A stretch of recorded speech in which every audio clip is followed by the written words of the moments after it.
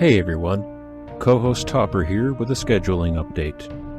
For the next 4 episodes, we are going to be releasing every 2 weeks. That means episode 9, the season finale of Night Probe, will be out April 13th, followed by the first pit stop bonus episode on the wacky world of Mac Bolan on April 27th. If all goes according to plan, we'll have a pit stop episode from Nancy on May 11th, and the first episode of Pacific Vortex will be out May 25th, at which point we will resume our usual weekly schedule.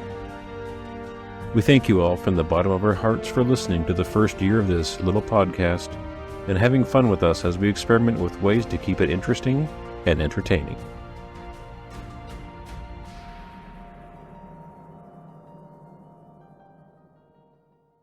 Famed author Clive Cussler. The hero, Dirk Pitt. Danielle began to lose control. Decked at 5,000 feet. You have enough for 3 more hours flying time. And then he came down on top of her.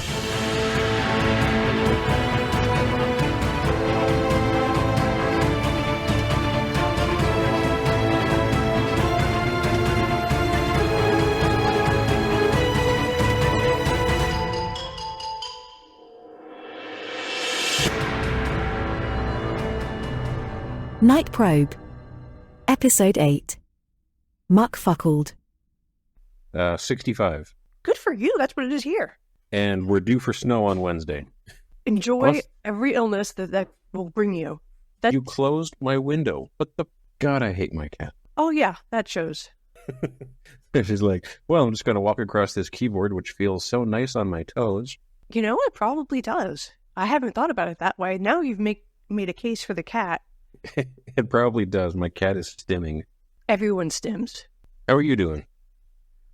Pretty good. Okay, you're biting me now. I was thinking about marketing, and I was for one of the podcasts I wanted to buy the marketing on. And for instance, they talk about another podcast, and they say these 2 atheists got together and they're raising children, doing it atheist style. So it's like down to 3 sentences, and you get like the gist of the podcast. Okay. I like your banter thing, but I think it's so long.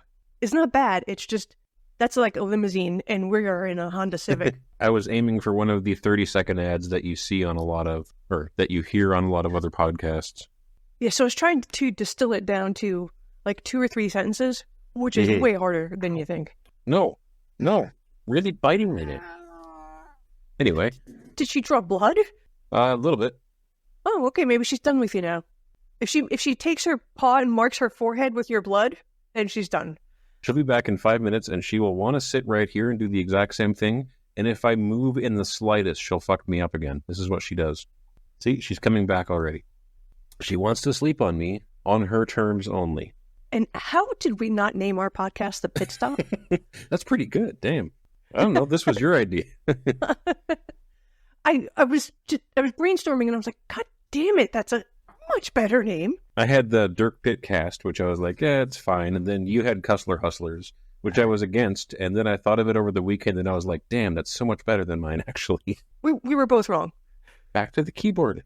And I've got... There's going to be so much cat in this episode. Yeah, back on the lap now. Okay, I have to edit this so it makes sense. The Hero is an Asshole is the title I came up with. I do like branching out, like, in between books for a few episodes, do something new. And the one that I've already begun researching, have you ever heard of Mac Bolan? No. The Executioner? Was he England's last executioner? Mac Bolan, it's a series of manly adventure novels, short novels, starring Mac Bolan, who's called the Executioner because he's a really successful sniper. And he sort of does the A-Team thing of going town to town solving problems. Oh, Kung Fu. There are 464 mainline Mac Bolan Executioner novels, and 178 Super Bolan novels, which are twice as long. These were released monthly for decades. Then we need a title, like, because when we examine these books and we talk about them and like how they relate to present day, also in the light of history, we need a title that's more, not now, we'll stick with Cussler Hustlers until we get past the main Dirk Pitt stories, but like more like why do we need a hero? Mm-hmm. So we could examine any work of fiction. And we could do the Cussler thing where we're like, oh, we're doing a Cussler block. Then when we're done, we can pivot to another thing. Regarding the title, I'm kind of two minds of that. A rebrand might help widen the audience. On the other hand, Kill James Bond, they're done all the Bond movies. They're on, I guess, season 3 now. And they're not doing Bond movies, but it's still called Kill James Bond. Although that is a title that really does strike you. That really does. It's a very evocative title. That's like... That is a bit broader than Cussler Hustlers. There was 2 paint stores across the street from one another, and one was Main Street Paints, and the other one was Art Attack. Which one? Good point. So, because we talk about how these things affect culture, and how what is it about that we need one singular guy that's the hero? Well, you do at least. I feel I tend to focus on like, how is this historically accurate? What was happening at the time? Yeah, you always bring the homework. Always. You always do all of the homework and the obscure shit. And you're more talking about like how it affected the culture, the more intangible aspects. You have better insights there than I do. Because I didn't really start paying attention until like 2013. Neither did I. He made up that gun. That's a fake gun. It's the yin and the yang. You're blocking the microphone. I don't even know if they can hear me now. Look how small my lines are. She really did baffle your sound. Speaking to a cat muffler. Okay, now she's gone. Obviously not going to do a book review of all 464 Mac Bullen novels, but I'm researching the concept of them, and I figure I'll listen to a few of the audiobooks because there's hundreds of them on YouTube, and they're half as long as a regular book. Oh, okay. And I'm fascinated by this weird series that like the first 30 were written by one guy, and then they took off, and then that was back in the days where they just, well, not even back in the days, it was the 80s, 90s, and 2000s. Where they just hired ghostwriters. They all used the same name of Dan Pendleton and just churned out a new one every month. The Carolyn Keene did. It was Nancy Drew books or... Hardy Boys, all those. Hardy Boys was the same thing. It was the same office, I think, as the Carolyn Keene books. Might have been the same dude. And I just want to know how they got 464 novels of the same guy going town to town solving crimes and mysteries. At some point, it's just Tex-Mex. Either you have the gordito or the tostita or the taco... But it's all the same ingredients, just layered differently. Oh, you have the formula down. I don't doubt that there's a Bible that these authors had to like absolutely stick to. Do not deviate from these 8 things have to happen. Never kill the dog. If the girl has to die, she has to be a slut. Also research I'm doing because I'm trying to write my own Dirk Cussler-esque short novel. And trying to hit all the same beats and hit all the same points, but... I don't think you have the deep misogyny within you. But that's just I think there's fundamental building blocks that you just don't have. But also doing it my way. So hitting all the main blocks. You're a man with daughters and you can't. Exactly. My character is going to be completely oblivious at the random women throwing themselves at him. He's focused on the mystery. Or you'll be like, and he hired a secretary, and it was a competent woman of middle age. All right. We should get the energy up. We should get started. I realized last week, this joke might be a week late, because last week, technically, I was supposed to do the intro, but then you did it, and it was so great, and I didn't want to step on your toes. Oh. But I have to take advantage of the internet trends. So, welcome to Cussler Hustlers, the world's only Clive Cussler podcast that is brought to you by... Welcome, Cerveza Cristal. I don't know if you saw the Cerveza Cristal memes. The memes were now Mike Pence isn't endorsing Donald Trump because Trump tried to... that's the meme land I'm in now. So explain this meme, as I'm sure it will live through time like the Macarena. Footage surfaced of the Star Wars broadcast on a TV station in Chile in the early 2000s. They inserted beer commercials into the movie. At the start of the movie, when Obi-Wan is talking to Luke and Obi-Wan says, "Your father wanted you to have this." And then he hands Luke a Cerveza Cristal beer and the song plays. Wow, that is brilliant. And also, wow, copyright infringement. and that happens all throughout the movies. Like, Darth Vader draws a Cerveza Cristal for his final showdown. That's a commitment to a joke. That was... good for them. Insane. And suddenly, Cerveza Cristal was just being inserted into every other meme on the internet for a week straight. That made me happy. It was so dumb. I miss TV commercials. Do you remember when TV commercials were interesting and a thing? And you couldn't skip them, so they had to be good? Yeah, and if you recorded something... you recorded that ad forever. Like my old landlady did right up until she died. Even though she was blind as a bat, she was watching TV via Braille. I don't know why she wanted to watch so many... She liked game shows. So I guess you could just hear them. But Yeah. those commercials were great because they were recorded for posterity. So you go back and you watch them years later and you're like, what? What were we doing? I want to get this done in 2 more episodes. Yes. We can almost plow through to the... That by my math, we can get through 15 chapters today, so 59 to 74. Let me recap 58 because I have a joke. Oh, Just one, absolutely. and it's a bad one. Fosglide takes his hydroplane and he runs into the side of a vessel, atomizing himself, or he becomes naval jelly. And there we go. Chapter 59. We have Is naval jelly a thing, or... naval jelly? Oh, yeah, it's a Russian mover. It's like old-timey Russian mover. I haven't heard of that. Hold 1 second. I hear a dog. Listeners, the dog is losing their shit, and Nancy is going to go deal with it. Dogs are super inconsiderate of personal time. Dogs are not allowed to become notary publics. Sorry, the dogs picked a moment to stand by my window and bark. These new microphones are great. I got to hear every Yes, detail they are. of my daughter making noodles in the kitchen. If I took off my headphones, I couldn't hear her. If I put the headphones on, I could hear her just fine. Send us more, Road, if you'd like to. I'll need one for travel. But you know who won't need one? Heidi. She's got a broken leg. Yeah, she's got a broken leg, but that does not stop her from getting more action in these chapters than almost anybody else. But we'll get there. I was going to say, by the look on your face, I might have read further than you. Nothing is... Oh, no, I have read. I've been in a cast that was from like ankle to just below the knee. And it feels so gross to be stuck in a cast. And this lady's getting action. First, she must still be high on the painkillers. They must not have... We don't have this type of painkiller anymore. Whatever she's getting made her feel fantastic. This is the kind of stuff they gave NFL players when you broke your thigh. Here you go. Get back out there.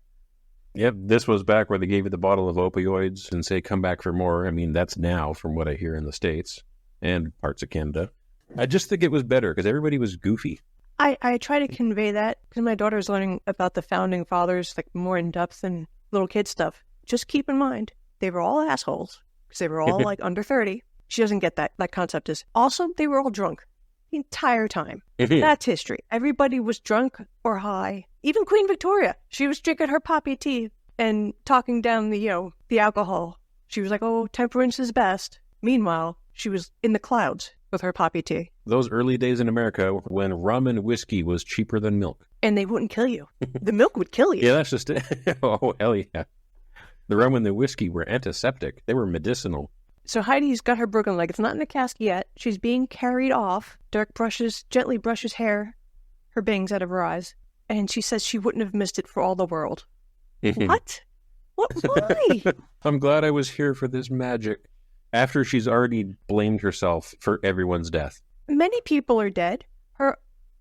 She doesn't know the state of her leg at this point. She was exploded. Her leg is broken. That's a scary thing. If it's at an angle, I'd be freaking out. The screaming would never stop. These people handle trauma a lot better than us. Or a lot better than me. Well, they gave her some whiskey. They always do. Heidi's being airlifted out. They got reports that a gym suit was floating downriver. They talked to the people on the Sappho who were going crazy because they forgot to turn on their CO2 scrubbers. So they're just like hallucinating and going, yeah, we're having fun down here as pink elephants and stuff. Yes, I love that. So Pitt tells them to turn on the CO2 scrubbers, you freaking idiots. And he's like, oh, that sounds like a good idea. And then just more death. Have you ever scuba dived? Or no, I've barely even snorkeled. Okay. The thought of like being silly poisoned by CO2 while in it, it's so creepy. It made my teeth feel fuzzy. Oof. There was a short video by Jason Pardon in the last couple of days talking about one of the scariest photos ever. And it was a boat off the coast of Nigeria that was hit with a rogue wave. Boat flipped over and sank almost immediately. Everybody was declared dead. They send down divers to get the bodies out, and they find a guy who's been down there in an air pocket for 3 days, and the air pocket is really almost gone when they find him. It was so much longer than 3 days. It was like 3 weeks. They said it was 68 hours when the diver found him. This might be a different story. A different one. Okay. But it was 3 days, and he was rescued, and he was fine. He was the only survivor. A year later, his car goes off a bridge and flips, and he has to get rescued from the car. And he decides that he has a connection with the ocean, and he becomes a rescue diver and has like a long rescue diving life after that. That's beautiful. I wouldn't go in the water. I wouldn't look at the water again. But he's like, nope, I've been through this. Nobody else should. And he becomes like a world-famous rescue diver. You're diving, you're wearing goggles, you have no... And these characters have no peripheral vision. That guy was just in the dark. Not in an air pocket, not knowing if help will come for an interminable amount of time. He had no food and one bottle of Coke, and it was salt water, so he couldn't drink anything else. I wouldn't be able to speak English. I would have forgotten all of my words. The brain damage would have been profound. Good for her. That is a strong person. But as Clive, I almost said as Dirk has written it. Dirk didn't write this. As Clive has written this, Klinger has the CO2 poisoning, and that just became a delightful extra level of horror that Clive put in there, and I appreciate that. Yeah. They had to have something to balance off how weird the rest of this chapter is, because Pitt gets a radio call from someone named Collins, and he doesn't know who that is, so he's just a dick to this guy on the radio while Collins is like saying, could somebody rescue me, please? Yes. And the captain has to tell him that Collins is one of the guys in the gym suits, and he's buried in the silt, and he's asking to be rescued before his air runs out, and Pitt's like, oh, my bad. I love that, because that's so human. Every once in a while, Clive does something that makes Dirk human. Like, he's nice to the old people and eats the mystery meat. And this is another case of he's just blundering into it like an asshole, like a regular person would. He's out of patience. He hasn't slept. He's not making the sharpest decisions. He's like, who is this Collins guy? Like the guy on the moon who didn't get off the Apollo 11? Yeah, they point out that he's too stressed out to be like the unflappable leader right now. Like, he's at his limit. He's a dick and he's screwing up. I kind of appreciated that. Yes, and we've not seen that before. But also Collins, because of where he was buried, they think he's on the bottom of the ship now. And Collins finds some bones and a skull that has $4,000 in gold teeth in it. And it turns out he found Harvey Shields. He got blown all the way through the boat to exactly where Harvey Shields and the North American Treaty are. Speed of plot is a heck of a thing. Pitt's mood improved. Also, the way he goes about describing... First, Collins is either a dentist or a gold assayist. Because he's like, I see two skulls, between them $4,000 in gold in the teeth. Okay, that's really on the nose, in particular when you're half buried in a mech suit while underwater. But good for it. That's accuracy is important. Some people are always perceptive.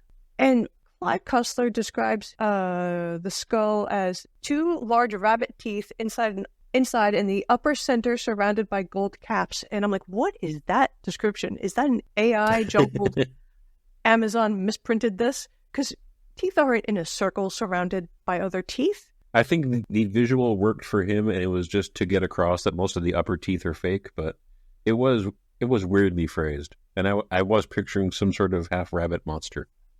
Yes. Which would have made this interesting. The skull had two large rabbit teeth. Okay. When were we told that before? I guess that means the buck teeth were real and the rest were fake? Oh, I see what you're saying. Not actual rabbit teeth, just like Bucky. I was like, well, damn, people did weird things for denture substitutes. Medical history is littered with whack jobs and who knows what. Dental history even more so. And then we get to chapter 60. Prime Minister Servo is being briefed by Shaw, kind of against his will. Shaw is everywhere. And Shaw is telling him about Henry Villon's traitory. And Prime Minister Servo is like, can you just leave? I don't want to hear this. These accusations are outrageous. And then he makes Shaw leave. And he calls Commissioner Harold Finn. And is this a nautical joke? Harry Finn? Possibly. But he's the commissioner, and I cannot hear the word commissioner without thinking of The Commish, which was a show with Michael Chiklis. I love that Everyone go back and watch that. It was delightful. It was a romp. That was back-to-back with Picket Fences. That was like my go-to TV for a certain period in my life. Watched a lot of propaganda as a kid. I loved Picket Fences. I was like, I want to live in this. Why can't Tom Skerritt be my dad? And Don Cheadle got his start there. Really? Yeah. Good for him. He was a baby. I don't remember that at all. If you saw him, he looks like a zygote on it. Because you know Don Cheadle today. But as you look that up, I was just going to say, was it Don Cheadle? Yeah. we're on a picket fences tangent. Actually, it's not even picket fences. It's a Golden Palace tangent. Do you remember Golden Palace?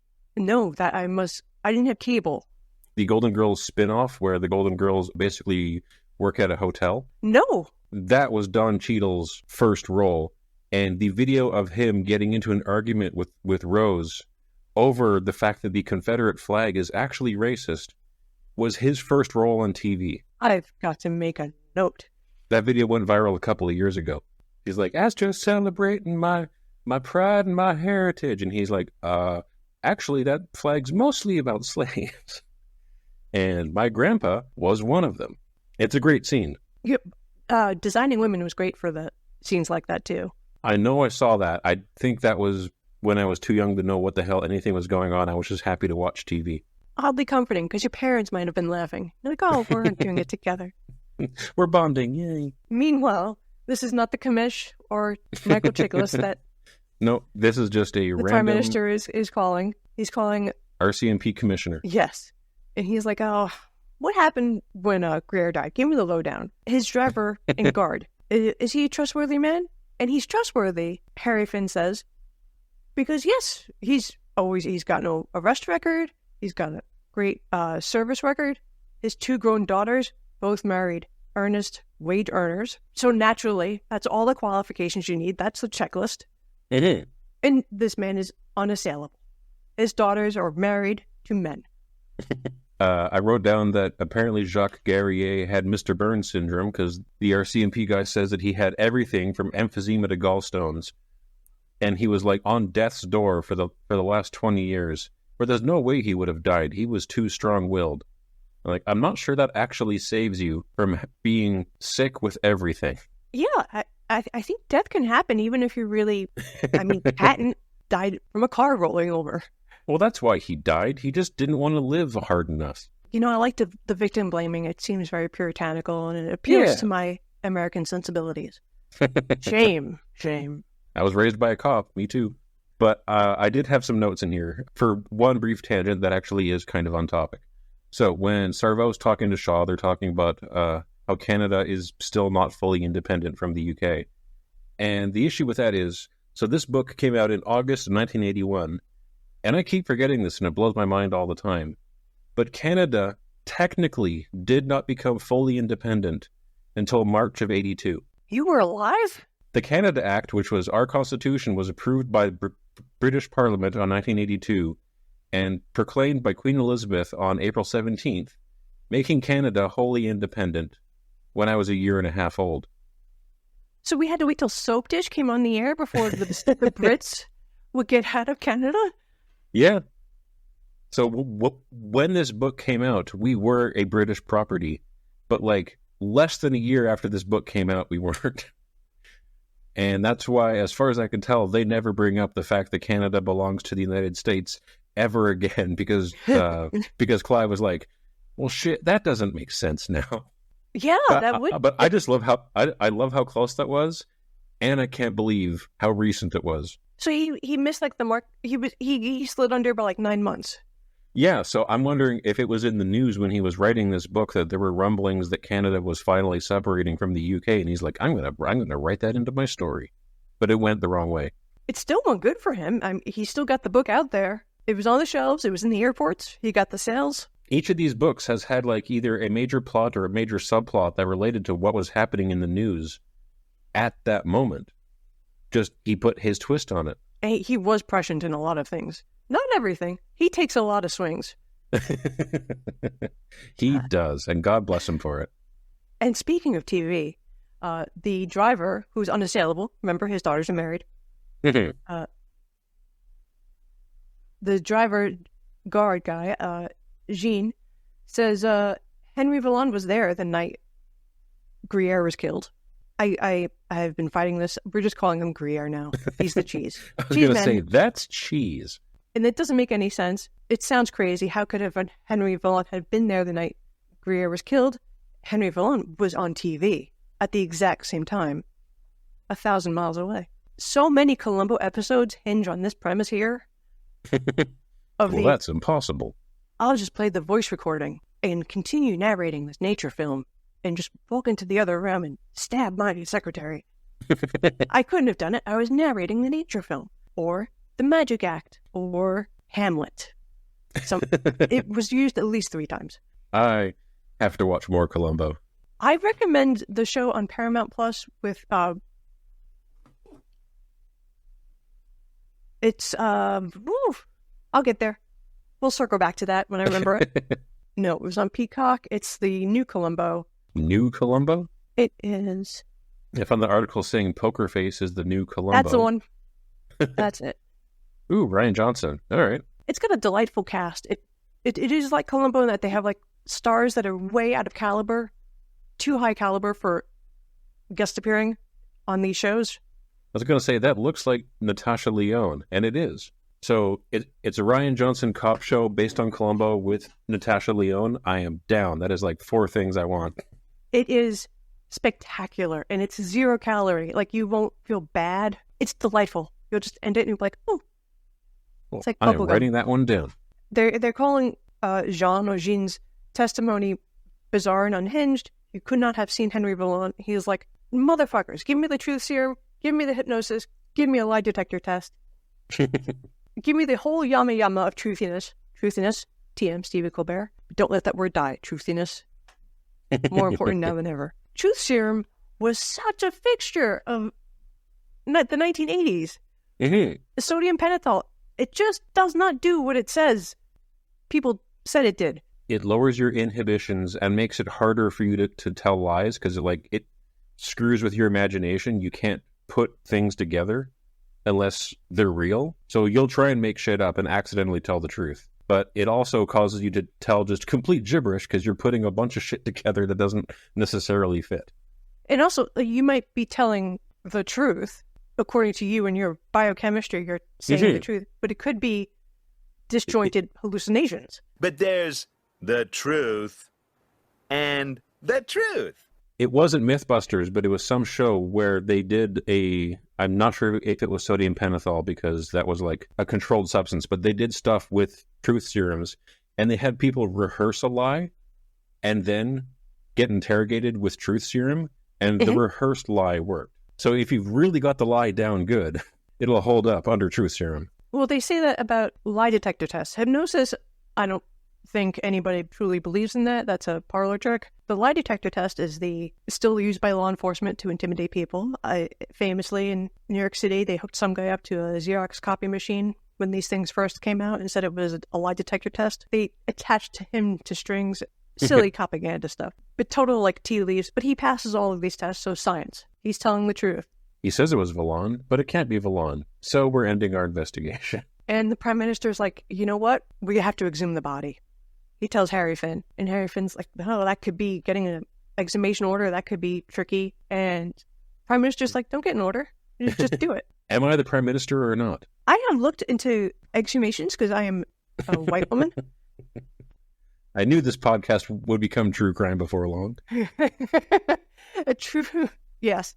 And it's like tree law. Some places, really strict. Like, you touch that tree, you try and move that body, you're going to go to jail. Your family won't know where you are. You're just missing. Other places, it's like, meh, whatever you want. Here, have a corpse. And your neighbor's fruit tree. You had a lot more notes for this chapter. And I'm starting to get a little worried because we're 52 minutes in and we're 2 chapters through this section. Oh, yeah. And last thing, Finn has an awkward moment because the boss tells him, so how long have you known my wife's been having an affair? That was And my he's major like, note for this chapter. I'm a federal employee. I don't want to get in the middle of your business. This happened to me when I found out one of my bosses was having an affair. And I got a very nice promotion package. Ooh. And more vacation days. It was... So sometimes in books you have hypotheticals, like what would I do? I know what I would do. I would blackmail somebody. But in the end, the RCMP guy says, we've known for 2 years. Sorry, goodbye. Yeah. He's like, oh, so awkward. It's private stuff. If you knew, and I knew, oh, never mind. Then we go into chapter 61. Dirk's still standing upright. The death toll is 12 dead, 1 missing for the Ocean Ventura crew. This is one of the first times where Pitt actually jumps into the action himself, because he dons a scuba suit, he gets some spare oxygen, and he goes to get the North American Treaty, because we're not going to have some B-plot bit character do this. Yes, and he's fortunately encounters an adult with a Rudy gun. And Rudy's like, oh, God, oh, fine. I'm exhausted too, but I guess I'll monitor your dive so you don't die. Rudy Gunn is his bones. Rudy Gunn is the person who's on his shoulder going, Dirk, you're being stupid. Stop it. He does all of Dirk's emotional labor. Even Clive Cussler does. He does all the unseen things that need to be done that nobody does. Al is the one who goes, that's stupid, I'm in. And Rudy's the one who goes, that's stupid, be smarter. Yin and the yang. So yeah. Actually, maybe that makes Rudy Gunn the Spock. Because it's the Spock Bones Kirk triad. We have Kirk who wants to go do the insane stupid thing. Spock who's like, slow down. And Bones being the one who insists that he thinks about it, but also like he processes the emotions properly. It sounds bonesy, because this is a caretaking role. More so than Spock's. Yeah, that's true. Analytical. Maybe it doesn't quite work here.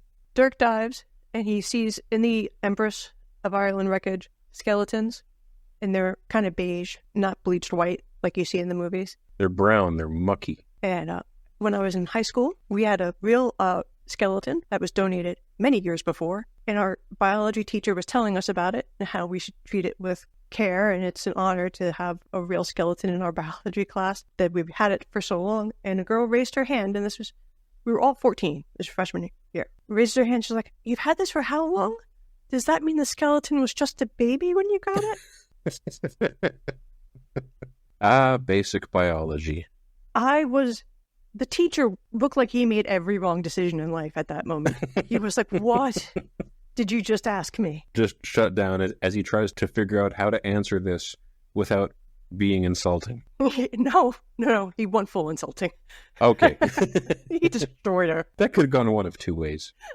No. Meanwhile, Pitt is becoming the Little Mermaid. He's coming across all this flotsam and jetsam. He finds a matchbook and a little decanter of medicine underwater that's still sealed. And he's like, look, the medicine's still in it. He's getting a little loopy. He's going through jagged openings and getting micro cuts on his suit. He's leaving trails of blood everywhere. He's not fully aware of his surroundings at this point. He's getting like hypothermia because he can't feel his skin. He like jams his finger. He cuts himself. He's bleeding everywhere. His suit's all shredded. And he's like, nope, must find North American Treaty for some reason. Yes. And at this point, I'm like, let's do what President says. Can't you just make your own North American Treaty? This is like, how come we didn't find the yellow cake in Iraq? If it was me and I was on the hook for that, I would have been like, look, here it is. Even if I had to get my guys to make it. I'm not ethical. Apparently, just make your own document. Do you hold paper? I think the whole reason they can't do that is because if they do that, they still don't know where the copy owned by the Canadians is. And the Canadians will come out with, hey, we have the real copy right here. Yours is a fake. Try it. Just try before 12 people die. Try forgery before you try something that causes mass death. Well, yes. So, yes, he's also brooding like the Little Mermaid under there. He's like, oh, maybe I should stay under here. He's having an existential crisis. And he does find a muck-covered pocket. Name of the episode. Let me write that down. Sure thing. This pocket is the oilcloth. It's the treaty. He found the treaty, and he brings it up carefully in the water of the St. Lawrence River. And then they hop to Chapter 62 to do some fast archaeology. I was going to say, Chapter 62 is also one of the ones I can kind of sum up in one or two sentences. So it's the coroner who's staring at the corpse of Jules Guerrier while eating a deviled egg sandwich, because every coroner, to prove just how unflappable they are, has to eat something gross while dealing with a corpse. And yes, it is a trope. But I like Abner. But he finally finds that Guerrier's mouth is full of... We never get Abners. Never get who? Abners. When's the last time you heard the name Abner? So, never mind. It's a point not important.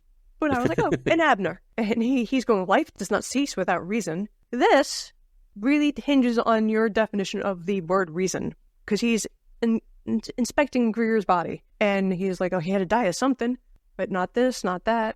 And he finds cosmetics on the gums that hid the petechia, which is the discoloration from when you're smothered. And he was like, of course, this makes sense. The teeth marks were on the pillow. Dude. They weren't sure what to make of the teeth marks on the pillow, but now it all makes sense.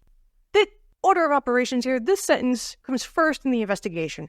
Our police are not very smart. They needed to exhume the body? Let's do it again, I guess. At the very end of it, he calls Sarvo and they have a conversation. And Sarvo comes to the unthinkable conclusion that maybe Valon and the FQS are one and the same. Maybe Valon is in charge of the FQS. But why would he hire a killer like Foss Bly? If you think he's the head of a terrorist organization, why would he hire a terrorist? Seems like a pretty... A to B. I still don't think Sarvo is right in his head, because you say that what he's doing makes sense. I think that he's just a complete idiot every step of the way here. I think he's casually evil. Like he's regretful. It's like reverse speed of plot. Like he is one step behind all the clues being given to him just so he keeps doing what he's doing, pushing to keep Canada together while everybody else is trying to tear Canada apart. Yes, he is coming across as that, but he's like the misty-eyed bad guy. He's like, oh. Mm-hmm. He meant well. Yes, the road to hell and all that. But then he was blown up. His wife left him. He's not going to win. So his wife is cheating on him. Oh, okay, good point. He leaves his wife. Emotionally left him. His country's falling apart. He's not going to win re-election. He's like, oh, everything's going bad for Sarvo. And he knows that this treaty is being pursued left and right. Mm-hmm. It's just small sides for him, and he's trying to make monumental world leadery decisions. Sarvo just can't win. And then we go to chapter 63. Pitt is topside with the box, and we find out that they're going to do some fast archaeology now. Not in the last chapter, now they are. Mm-hmm. They rush it to the boat docks of Brooklyn to find Dr. Galasso. So 1982, if there was an archaeologist in Brooklyn, I'm a giraffe. But okay. I think that's just where they were meeting him, maybe. Yeah, and I don't think people of that kind of educational caliber were allowed in the borough. But they do some tense archaeological stuff with the document. Clive is trying to write this so you're on the edge of your seat, but it's over the course of hours, because nothing about taking a document and opening it when it's been submerged is going to be fast. This is going to take days. We've unfolded it. Now it has to rest for 7 hours. We don't have days. We have hours. They cut through the luggage. They remove the oil skins. They do all this tense stuff with scalpels and chemicals and stuff and trying to make sure that everything stays hydrostatically stable. But the treaty is goo. Yeah, treaty full of mush. Make your own, people. Everything on the St. Lawrence was for nothing. 12 dead people. Busted up Heidi. A boat go kaboom. A few boats go kaboom. Yeah, poor Heidi. We meet her again in part 5, and she's on a plane. Part 5, The Manhattan Limited, May 89. Chapter 64. Yes. So she's on a plane with a cast that goes from her ankle to her thigh, which has got to be, she's a tall girl too, so that's got to be pure agony. Then Shaw has the audacity to come and sit next to her. This guy... He's everywhere. Practically ruined her career. Mm-hmm. She would never have a security clearance again. Because he apologizes to her, and she blames him for the death of a dozen men, and like breaking her leg, and ruining her career, and causing all this international chaos, and then ends her tirade by saying, "You stink." Measured response. The worst insult she can come up with.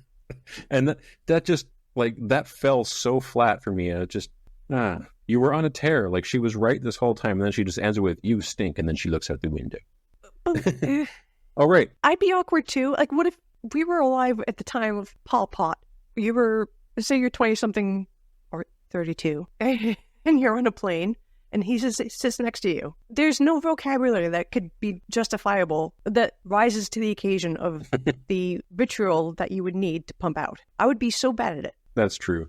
Shaw does come back and says, "It wasn't me that did like all the killing, that was Foss Bly."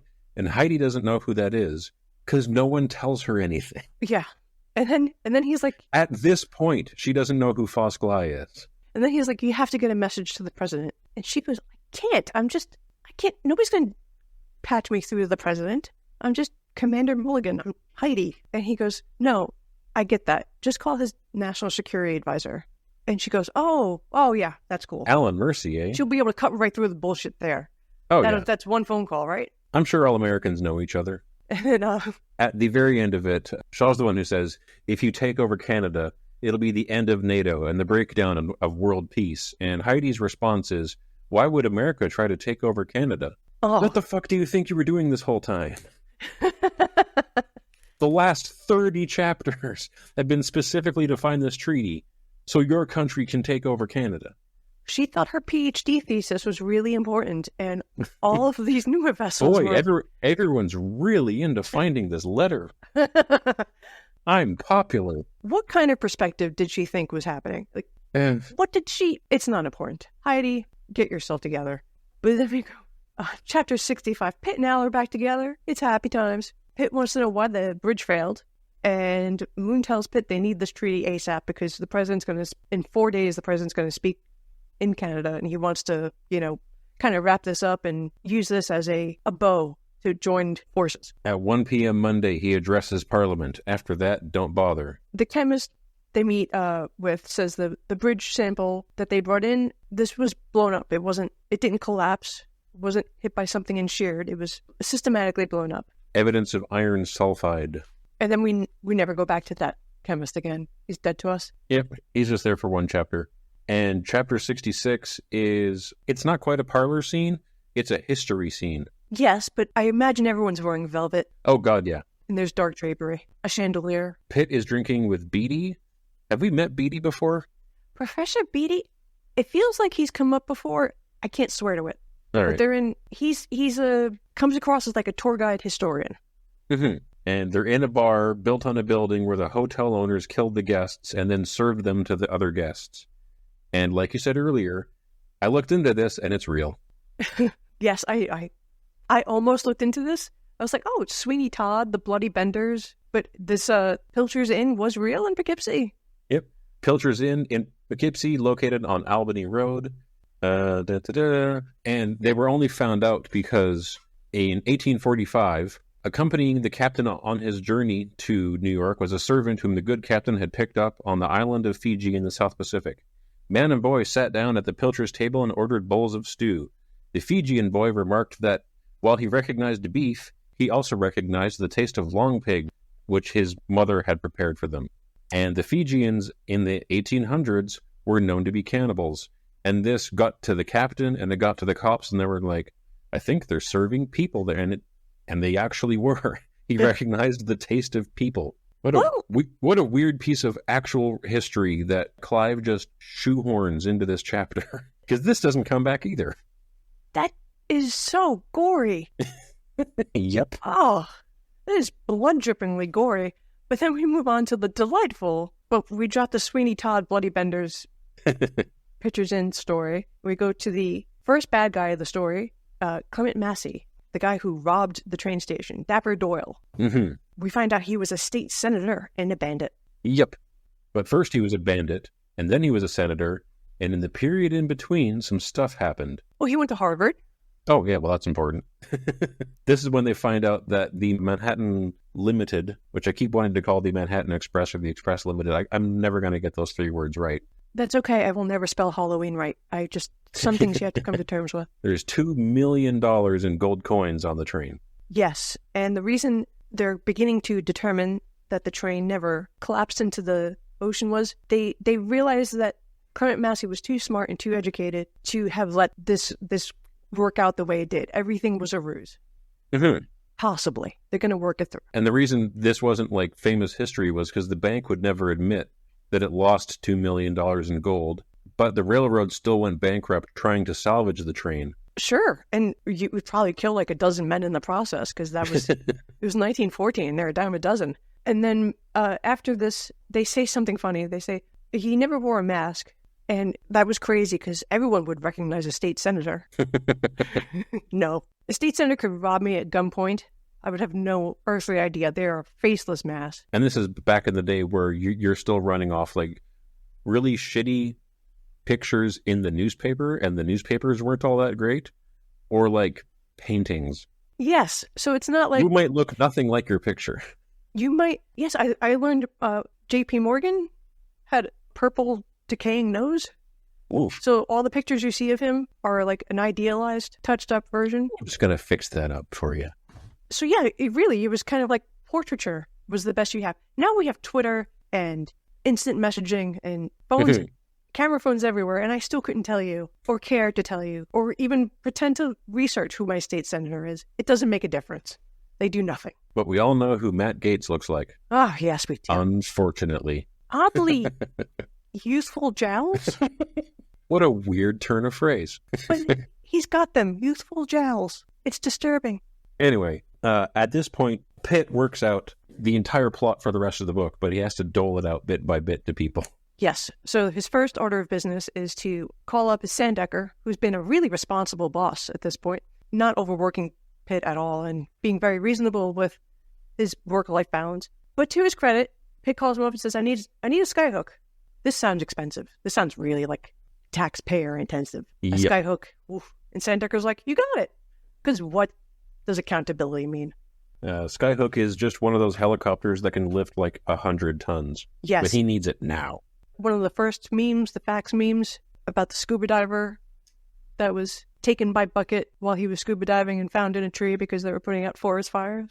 That was by fax. I received that one by fax in 1998. I only know that one because we would be on scout hikes and, there'd be like 4, 6, 8 hours of hiking and you have to find some way to pass the time. I guess you would call the game 20 questions, although it would usually take like 10,000. And the one I remember the most that took all of us all day was they found a scuba diver in a tree after a forest fire. How'd he get there? Oh, for kids, that would be wonderful. And all you can do is ask yes or no questions. And we're not that smart, so that took us a surprisingly long time to realize that he'd been, scooped up. It's a lateral thinking puzzle, I guess. And then we go to chapter 67, and Danielle is back with Villan? Yeah. After, remember your term, cuck dumped? I have written down, I guess he wasn't cuck-dumped after all. She's with him, and she's walking on eggshells. She's like, you weren't very cordial last time, which is a fucking understatement. He was a psychopath to her. Her standards are, she's the prime minister's wife.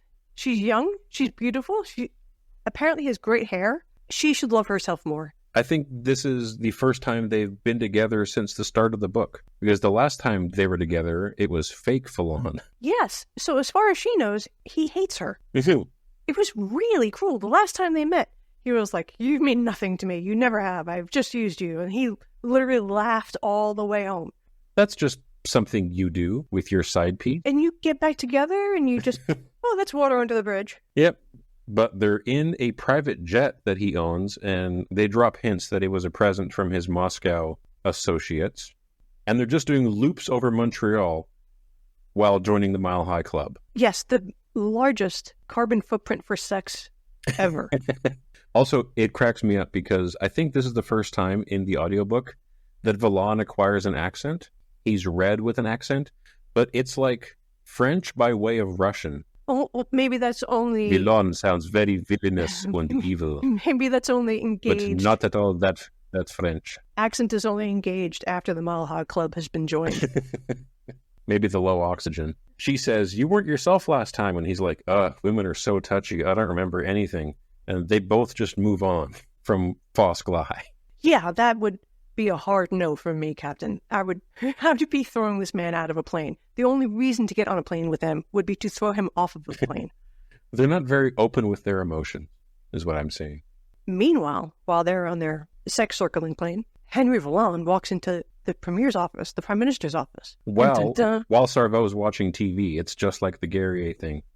But this is after Sarvo gets a call from the RCMP, where they're like, your wife's on an airplane with Villan. They're just doing loops over Montreal. Thought you might like to know. Bye.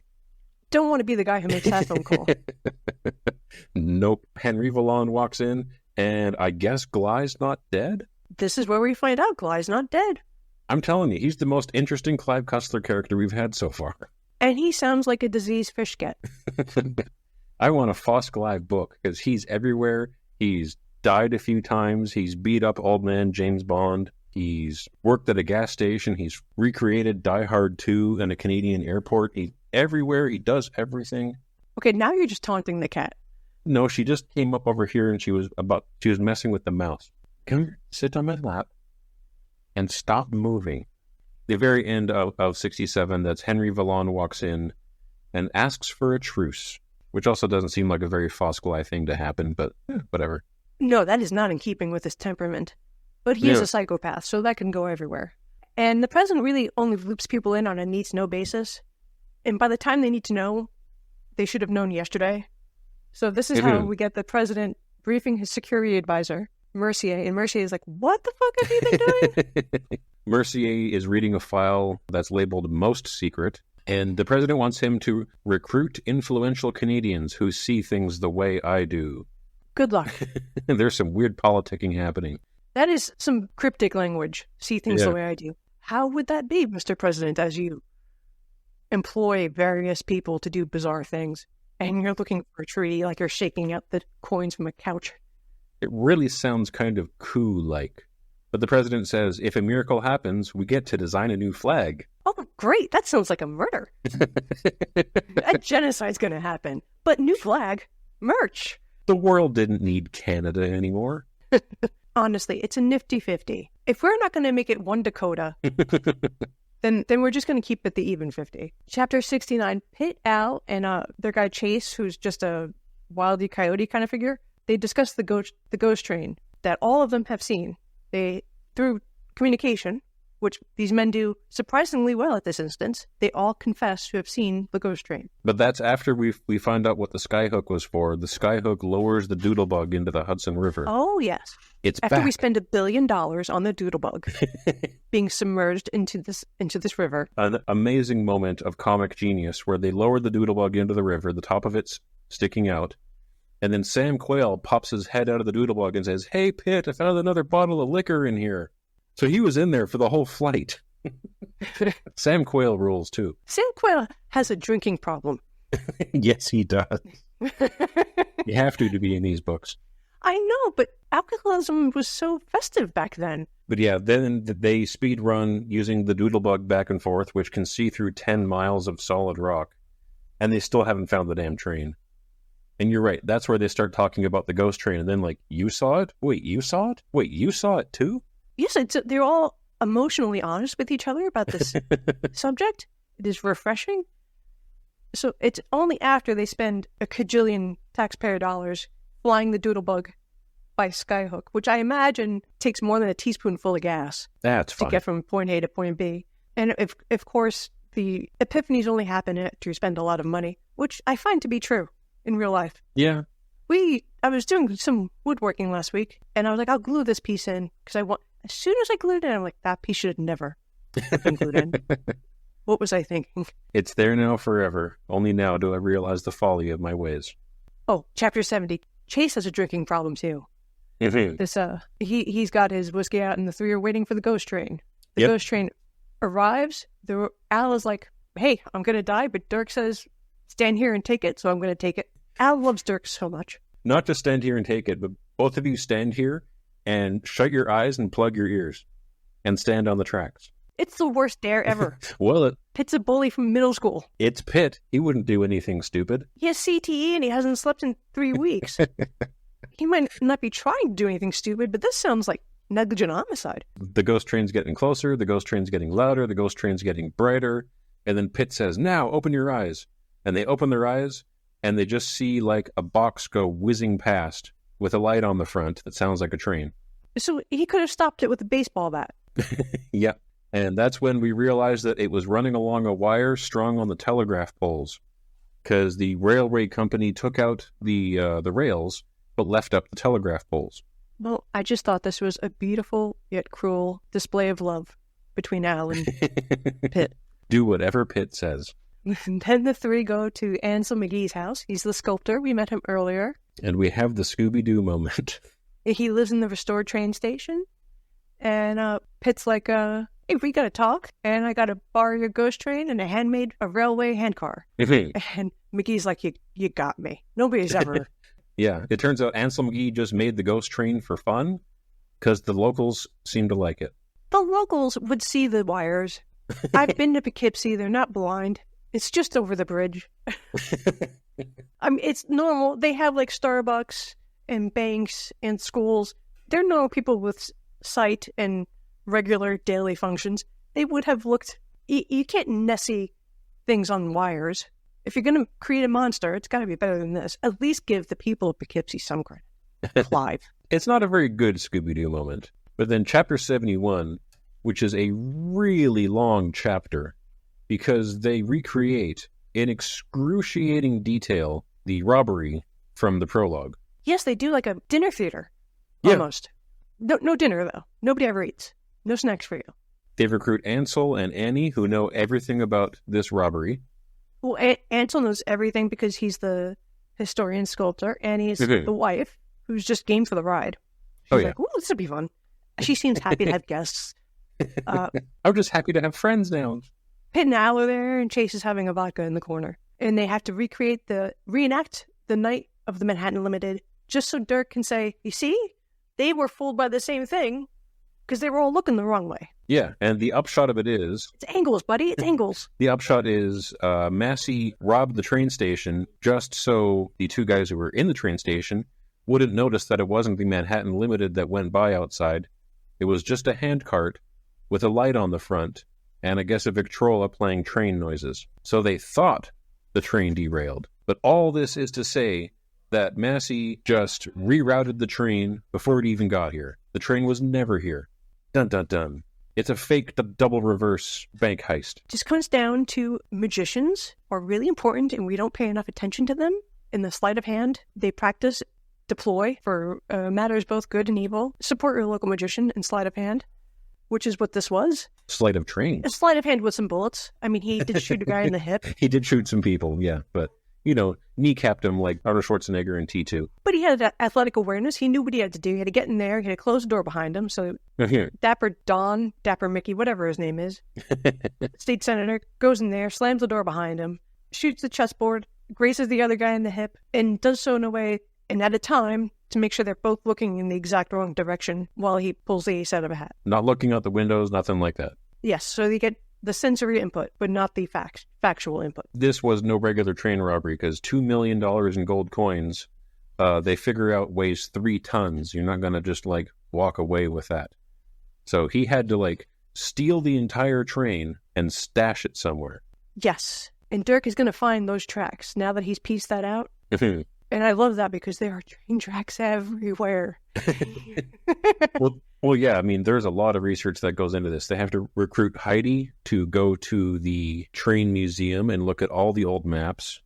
They get Pitt up in a helicopter, a VTOL helicopter, because we haven't had enough cool airplanes yet. So we have one of the VTOL aircraft where the wings rotate. They can go straight up and down, vertical takeoff and landing. Yes. And they do stereoscopic imaging, which is stuff that my wife had to do in college for forestry because they do it the exact same way, where you have 2 pictures of a piece of land that are offset slightly, and you have to look through a stereoscope. So each eye is getting a different angle of the land, so you can see in 3D with 2 2D maps. That's wild, and sounds like it causes cancer. It doesn't cause cancer, but that was when my wife... I know that. My wife found out that she can't do that or she'll throw up. Oh, yeah. So she managed to pass that course without using those things, which is impressive. Yes, it is. Good for her. That is impressive. You get seasick looking through a microscope like that and you can't pass the course. She did it. Good for her. The whole reason for that is for all of the aerial mapping that they're doing, they can see where the train tracks used to be. They can see the 3D bumps where you would have the rails. They can see all the detail is raised and put into hyper focus because it's the color is saturated. And they can play with the contrast things. So it is fairly impressive. And you can see that on modern archaeology shows. There's a Time Team on the BBC where they go... Oh, my God. My wife has... People's backyard. My wife has seen every episode of Time Team. That was all she watched for 2 years because that was her go-to relaxation show. So has my husband. I'm like, they're digging? Oh, good. They found pottery. Oh, they find more pottery tonight. Good. Some clay work. You don't say. It's so low stakes and pleasant, though. The way those guys can dig a hole is so meticulous. It's so perfectly square. I can only aspire to dig a hole like the way the people in Time Team do. But if you do watch Time Team, they do this photography thing, and you can see the land the way Clive Cussler is trying to explain here. You see the dips and valleys and the hidden things. What I'm positing, as a person who lives near to where this location is supposed to be, is there's train tracks and abandoned train tracks and railroads that were put down that never had a train put on them because the guy went broke. Miscellaneous train tracks because it only belonged to one business and it just was, doing a loop around a town. Good luck finding a particular... It's a needle in a haystack and there's hay everywhere. Mm-hmm. I'm pretty sure our heroes will find it because they're the main characters of this book. All right, let's zip through a couple of chapters here because this is already going to be a long episode. Okay, just one note. Heidi got a phone call while she was... 71, they do the whole recap, the bank robbery thing, misdirection. Mm-hmm. 72, the Cuban trade embargo was lifted in 1985, as we learned in this universe. Yep. Clive went out on a limb. Didn't work out this time. I respect it. I wrote, yeah, right for that, but all that was to explain why Sandecker prefers Honduran cigars to Cubans. And we learned that Shaw and Heidi are having some sex time in a hotel because she really hates having a career or any kind of clout. Heidi's in a bath with her busted leg sticking out of it. Shaw pours some champagne on her and gives her the phone. Yes, and Shaw eavesdrops on her conversation with Sandecker and gets all of the details. I'm shocked. How could he violate her privacy so? Sandecker wants her to go to the train archives and start doing research because she is their go-to research person. So Shaw overhears this, calls the front desk, arranges an escape call. Anybody who's been on a blind date knows what an escape call is. It's like, call me in 5 minutes and, tell me my stove's on fire. I gotta get out of here. And he goes to Long Island. From wherever he is, they don't say, I presume they're not on Long Island, they're near Poughkeepsie. So they're all over the place. Time means nothing to Clive with commutes. He respects nobody. These people are traveling for hours. And he goes to the Long Island Museum and Long Island Railroad Museum and pretends to be an FBI agent. It's late and the guy's like, you're probably FBI, sure. Anyway, here's all the archives. I'm going to go over here and not pay attention to you for a few minutes. And Shaw just steals everything. Yes. Museum guy's like, grumpy, grumpy, grumpy. I'll get you some coffee. He comes back. Shaw's disappeared. And the next day, more FBI come. And this guy's like, this has been a busy week. And Heidi realizes that she was backstabbed yet again and realizes exactly what happened when Shaw had to go for a couple hours. Then Shaw came back to the hotel room and made fluid and gentle love, which is a wonderful sentence. It sounds moist. And then there's just, in the middle of this, Heidi is in the train archives, realizing she's backstabbed again, and we get 15 straight paragraphs of her comparing Shaw and Pitt as lovers. And specifically talking about Brian Shaw was caring and thoughtful and tender. And these are some quotes. Making love to Dirk Pitt, who drowned her, exhausted her, defeated her, and reminded her who was superior. Pitt left her feeling spent and used, and she's feeling all warm and cozy about this. I think Clive has some deep issues around intimacy that he is working out through these books. I'm glad he's got a medium. That's how men do it, damn it. To express himself. Apparently. I hope he found love that didn't hurt sometime in his life. Heidi has a great idea, and she, rather than looking at maps, she looks at the dispatch logs from 1914. Yes, she is smart. She imagines Shaw's like, oh, I've got her cornered. There's nothing she can do. And she's like, you jackass. Oh, no, you don't. I'm smarter than you, I just dumbass. vaporized my career, but I'm really smart. You sly, British 70-year-old bastard. Sexy and live, 70-year-old bastard. Yes. Chapter 74, 24 hours to go. We are on a ticking clock with every chapter now. Yeah. Heidi, Al, and Pitt are all together again, and they are looking for the Mondragon hook. It's through the dispatches she's realized this old rail spur was around, and it's near a quarry, and she has some identifying characteristics, and they have the film footage that they're going over, and they find the spur. They find the hidden spur that goes to the quarry, and now they're en route to the quarry. Because it had to be a sighting that's no longer there. It had to be a sighting that led underground, because where are you going to hide a train while you rob it of 3 tons of gold over a period of weeks? Where would you hide a train that it was never found even until now? And they go through a whole lot of history, blah, blah. Heidi confesses that Brian Shaw knows everything, and then everybody realizes, oh, God, she slept with Shaw again. But they move past it She didn't quickly. have to say, I would have made up a lie. He tapped my phone. Yeah, that's what happened. He snuck into my room. I only realized after. Try, lady, try. She's on her own in this world. There's no other income that's going to come and save her. She's facing homelessness and destitution. But at the end of this chapter, we have 19 hours to go now, but they know where to go. They know where the siding used to be. They know that the train with the treaty is inside this mountain. Yes, the treaty is inside the mountain, and everybody's going to the mountain now. It's going to be a party. Shaw's dropping in Halo style. This book is 6 books in one. So Shaw and his crew all parachute in and kind of bump into each other. And he doesn't even know who these people are. And they're like, are you Shaw? Or should I shoot you? And rightfully, he's like, oh, no, I'm Shaw. And then... That's why you don't skip rehearsal. Pitt goes to... That rehearsal dinner was not meant to be brought up on air. I told you that in private. That's why you shot your last co-host.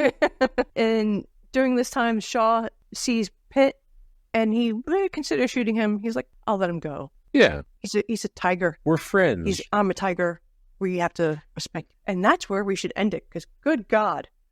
We're almost at the end, but I give up for right now. Yeah, my brain is shot. All right, I'm going to be out of town for most of this week, but I'm going to make sure that I read to the end, I get all my notes, and we can finish this sucker off next week. Yes, listeners, we have about 3 pages left, but we've lost the will to live, and we will see you next week. We love you, especially New Zealand. Goodbye, New Zealand. Thank you, New Zealand. Good night. This has been Cussler Hustlers. Your hosts have been Topper and Nancy.